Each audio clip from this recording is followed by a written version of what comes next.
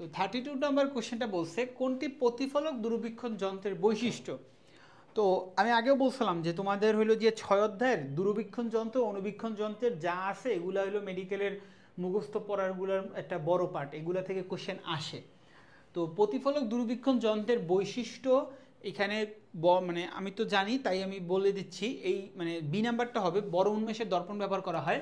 তো এটা কেন ব্যবহার করা হয় হালকা একটু বলে দিই যাতে মাসেল মেমোরিতে থাকে।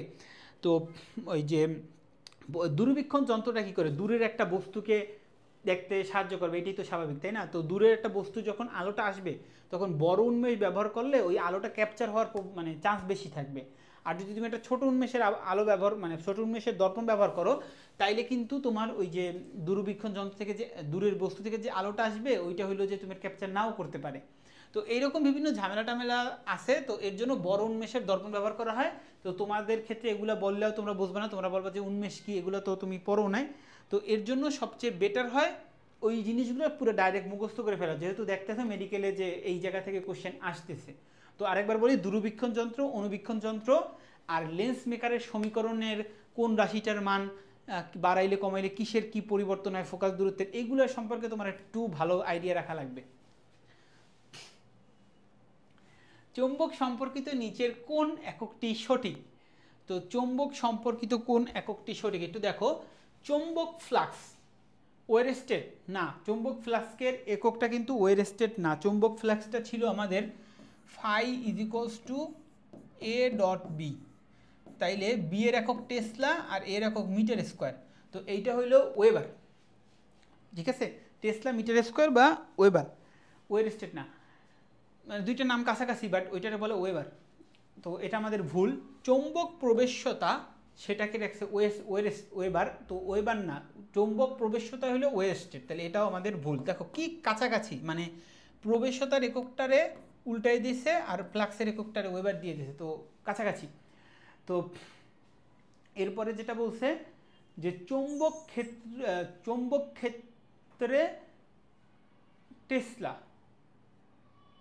আর চৌম্বক ভ্রামক হেনরি। তো চৌম্বক ক্ষেত্রটাকে টেসলা বলে, বি এর এককটা মনে রাখবা টেসলা, তো এইটা আমাদের সঠিক, আর লাস্টেরটাও সঠিক না, চৌম্বক ভ্রামকটা হেনরি না। ওকে, তো এগুলোর এককগুলো আসলে একটু চৌম্বকের লাস্টের দিকে অনেকগুলো টার্ম আছে, তো ওই টার্মগুলোর এককগুলো আসলে একটু জটিল, মানে জটিল বলতে ইন এসেন্স ওই টার্মগুলো আমরা পড়ি না, তোমরা যেহেতু শর্ট সিলেবাস তো এগুলো তো সবগুলো মাথার উপরে দিয়ে যাচ্ছে। আপাতত হইলো যে তোমরা একটা কাজ করবা, 4 নাম্বার অধ্যায় আর 5 নাম্বার অধ্যায়ের এই এককগুলো খুব ইম্পর্টেন্ট, বুঝছো, এককগুলো ইম্পর্টেন্ট কেন, এই এককগুলো সম্পর্কে আমরা ইউজ টু না। ধরো metre, metre per second square, newton, এইসব জিনিসগুলোর সাথে তোমরা ওই যে পরিচিত খুব ফার্স্ট পেপারের, বাট এই 4 আর 5 নম্বর অধ্যায়ের এককগুলোর সাথে পরিচিত না।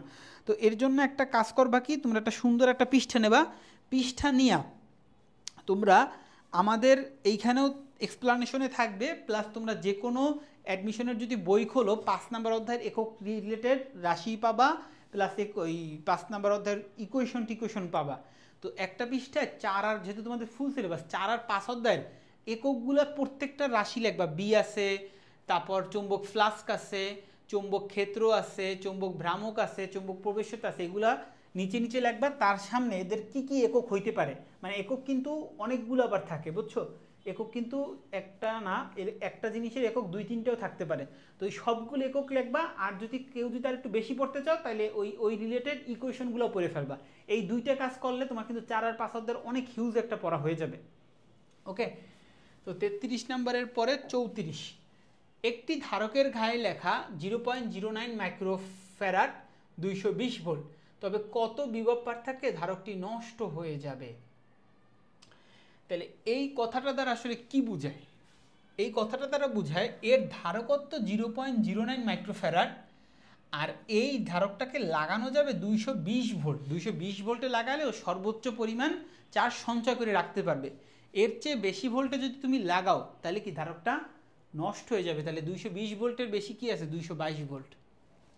ওকে, বাকিগুলো দেখা যাচ্ছে যে হবে না। 35 নম্বর, ইয়ংয়ের দ্বিচির পরীক্ষায় চিরগুলোর দূরত্ব অর্ধেক এবং চির ও পর্দার দূরত্ব দ্বিগুণ করা হলে ডোরার প্রস্থ কত হবে। তো ডোরার প্রস্থর ফর্মুলাটা আমরা জানি, বিটা দিয়ে আমি প্রকাশ করি, অন্যরা অন্য কিছু বলতে পারো, lambda D divided by 2d। এটা হলো ডোরার প্রস্থের ফর্মুলা। তাহলে এখন দেখো চিরগুলোর দূরত্ব অর্ধেক, তাহলে চিরগুলোর দূরত্ব জিনিসটা ছিল আমাদের এই ছোট হাতের ডি, এই ডিটাকে যদি অর্ধেক করে ফেলো আর চির পর্দার দূরত্বকে যদি দ্বিগুণ করবা, মানে এই বড় হাতের ডিটাকে দ্বিগুণ করে ফেলো, তাহলে জিনিসটা কত হয়? তাহলে জিনিসটা আমাদের 4 into lambda D by 2d আসে না? তাইলে এই ল্যামডা ডি বাই 2d হইল আগের বিটা আর এইটা হইল বিটা প্রাইম। তাহলে বিটা প্রাইমটা আমাদের আসে 4 into lambda D by 2d, তার মানে 4 গুণ হবে। অ্যান্সার হইল সি। কোনো সমস্যা তো নাই, সিম্পল জিনিস। সমতল নিঃসরণ গ্রেটিং সম্পর্কে সত্য নয় নিচের কোনটি? ওকে, তাহলে সমতল নিঃসরণ গ্রেটিং সত্য নয় কোনটি? আচ্ছা, সত্য নয় বাইর করবো। কিন্তু প্রতি সেন্টিমিটারে প্রায় 5000 থেকে 6000 পর্যন্ত দাগ থাকে। ইয়েস, প্রতি সেন্টিমিটারে 5000 থেকে 6000 পর্যন্ত দাগ থাকে, একটা মুখস্থ ডেটা বইতে আছে।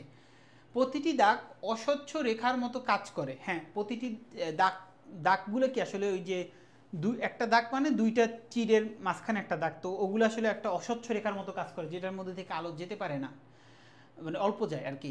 প্রতিলিপি গ্রেটিং এক ধরনের নিঃসরণ গ্রেটিং। হ্যাঁ, প্রতিলিপি গ্রেটিং এক ধরনের নিঃসরণ গ্রেটিং, এটা আমাদের মুখস্থ ডেটার মধ্যে পাবা। ওইখানে তোমাদের বিভিন্ন টাইপের গ্রেটিং টেটিং নিয়ে কথাবার্তা বলা আছে, যে গ্রেটিংয়ের ইটার নিচে মানে ওইগুলোর বৈশিষ্ট্য দেওয়া আছে। আর গ্রেটিং ধ্রুবক লেখছে 1/a+b। তো গ্রেটিং ধ্রুবক কিন্তু 1/a+b না, গ্রেটিং ধ্রুবক হইল a+b। গ্রেটিং ধ্রুবক হইল a+b, ঠিক আছে? তাহলে সত্য নয় নিচের কোনটি? তাহলে সত্য নয় হলো ডি নাম্বার। গ্রেটিং ধ্রুবকটা হইল a+b, বা এইটাকে, আচ্ছা যাই হোক, তাহলে বোঝা গেছে তো। এগুলো হলো একটু মুখস্থ পারা। এই হয়তো বলতে পারো যে ভাইয়া ওই যে এই ডেটাগুলো আসলে কোথায় আছে? এই ডেটাগুলো প্রত্যেকটা আমাদের যে 3টা টাইপের জিনিস তোমাদের বইতে বর্ণনা করা আছে, ব্যতিচার, অপবর্তন আর গ্রেটিং, সমতল গ্রেটিং। তো এই প্রত্যেকটার ফলে কিছু বৈশিষ্ট্য দেওয়া আছে, যেমন অপবর্তন ঘটার জন্য এই এই জিনিসগুলো ফিল করতে হয়, এইটার জন্য এই জিনিসগুলো ফিল করতে হয়, ওইটার জন্য এই জিনিসগুলো ফিল করতে হয়। তো এই জিনিসগুলো আমাদের একটু বৈশিষ্ট্যগুলো একটু ভালো মতো পড়তে হবে। ধ্বংসাত্মক ব্যতিচারের জন্য পথ পার্থক্য কি হবে? ধ্বংসাত্মক ব্যতিচারের জন্য পথ পার্থক্য কি হবে? তাহলে আমাদের ধ্বংসাত্মক ব্যতিচারে আমরা জানি পথ পার্থক্যটা হবে delta x is equals to λ/2 এর বেজোর গুণিতক। তো টুয়াইজেন -1 হইতে পারে, টুয়াইজেন +1 হইতে পারে, মানে +-1। তাহলে আমরা দেখি এখানে হইল যে অপশন কোথায় আছে। তো এক নাম্বারটা n ল্যামডা লেখছে, তার মানে কি n ল্যামডা মানে কি λ/2 এর জোর গুণিতক। n ল্যামডা মানে n ল্যামডাকে এরকম লেখা যায় না, টুয়াইজেন ইন্টু λ/2, তার মানে λ/2 এর জোর গুণিতক। n ল্যামডা লেখা λ/2 এর জোর গুণিতক একই কথা, তার মানে এ হবে না। n ইন্টু λ/2 এটা তো হবেই না, এটাতে তো জোর বিজোর দুটোটাই এসে পড়ে। আর সি নাম্বার বলছে টুয়াইজেন +1 λ/2, এটা হলো বেজোর। আর ডি নাম্বার বলছে n+1 λ/2, এখানেও জোর বিজোর দুটোটাই এসে পড়ে, তাহলে ডিও হবে না। তাপশক্তিকে কখনোই সম্পূর্ণরূপে কাজে রূপান্তর করা যায় না, এটি কার বক্তব্য? তো এইটা একটা ইম্পর্টেন্ট কোশ্চেন, এটা আমাদের আসেও। অ্যান্সারটা হলো সাদি কার্নো। তো আমাদের তাপগতিবিদ্যার প্রথম সূত্রে 3 জনার বিবৃতি আছে, প্রথম সূত্রেও আছে আর দ্বিতীয় সূত্রেও আছে। তো এই বিবৃতিগুলা একটু কনফিউজিং, যে তাপশক্তিকে কখনো সম্পূর্ণ পরিবর্তন করে না, মানে দ্বিতীয় সূত্র। তো এই দ্বিতীয় সূত্রে 3 জনের বিবৃতি আছে আমাদের। তো এই 3 জনের যে বিবৃতি 3 রকম, এটা একটু মনে রাখতে হবে, কোনটা সাদি কার্নো বলছে, কোনটা ক্যালভিন বলছে, আর একটা জানি কি আছে। তো এইটা একদম টু দ্য পয়েন্টে একটু লাইনটা মুখস্থ করা লাগবে। এই অবজেক্টিভটা মেডিকেলে আসছে, কয়েকবারই আসছে। তো এটা আমি একটু বলতে ভুলে গেছিলাম, ফার্স্ট পেপারের এই জিনিসটা একদম টানা মুখস্থ করতে হবে, এইটা কিন্তু মেডিকেলে আসে, একটু চেঞ্জ করে দেয় আর বিবৃতিগুলো খুব কাছাকাছি, বুঝছো?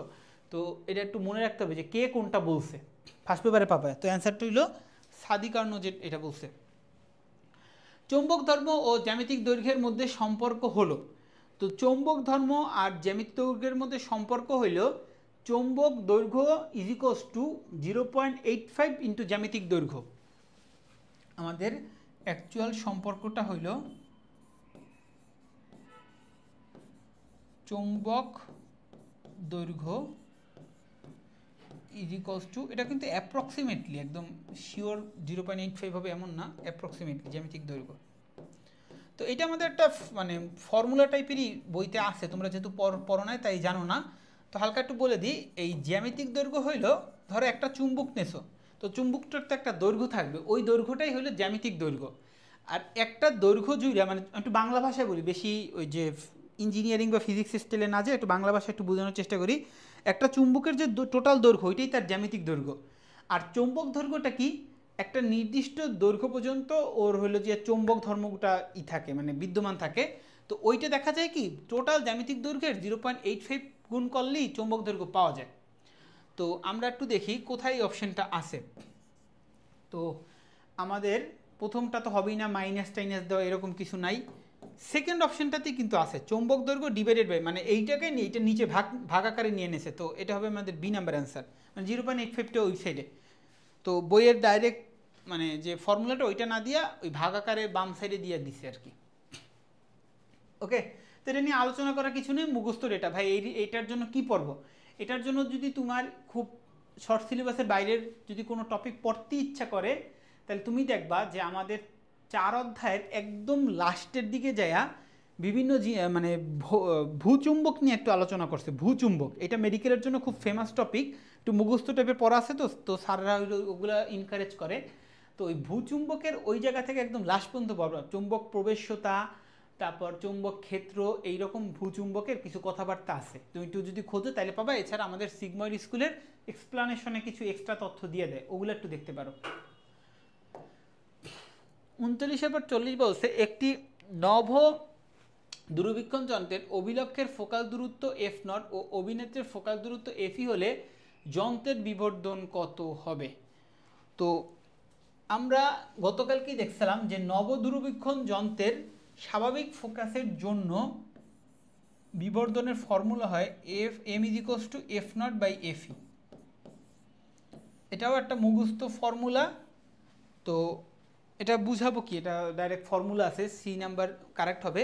তো এই ক্ষেত্রেও আমার সাজেশন থাকবে, তোমরা যদি 6 অধ্যায়ের কিছু পড়ো আর না পড়ো, ফেরো ফেরি ডায়া এই 3টা জিনিস মাস্ট পড়বা, লেন্স মেকারের সমীকরণটা মাস্ট পড়বা।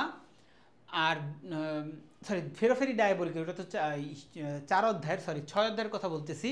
6 অধ্যায়ের ক্ষেত্রে দূরবীক্ষণ আর অনুবীক্ষণ এই দুইটা মাস্ট পড়বা। আর হইল যে ওই যে লেন্স মেকারের সমীকরণ, এইটা কোন রাশির মান কমাইলে বাড়াইলে কি হয়, এটা পড়বা। আর যারা আরেকটু বেশি পড়তে চাও তাদের জন্য সাজেশন থাকবে, কিছু পড়ো আর না পড়ো ইকুয়েশনগুলো একটু মুখস্থ করবে। একটা যে কোনো একটা বই যদি খোলো বাজারের অ্যাডমিশনের, ইকুয়েশনগুলো একসাথে লেখা পাবা। ওই ইকুয়েশনগুলো মুখস্থ করলে হবে কি, তোমার বিভিন্ন জিনিস বলবে যে